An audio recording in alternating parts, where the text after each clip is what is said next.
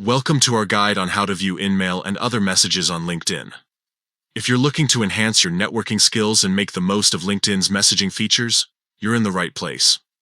Let's dive into the steps to access your InMail messages. First, open the LinkedIn app on your device. Make sure you are logged into your account so you can access all the features available to you. Next, look towards the top corner of the screen where you will find the messaging icon. This icon looks like a speech bubble and is your gateway to all your conversations on LinkedIn. Go ahead and click on it. Once you're in the messaging section, you'll see various categories of messages. Here, you need to click on the message section and select Other. This will help you filter out the different types of messages you've received. Now, to specifically view your InMail messages, click on All Filters.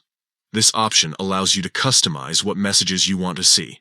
From here, select InMail. This filter will display all the InMail messages that have been sent to you from users who are not in your direct connections. It's important to note that InMail is a premium feature on LinkedIn, allowing you to reach out to potential connections who are outside your network. If you're using a basic account, consider upgrading if you want to take full advantage of this feature.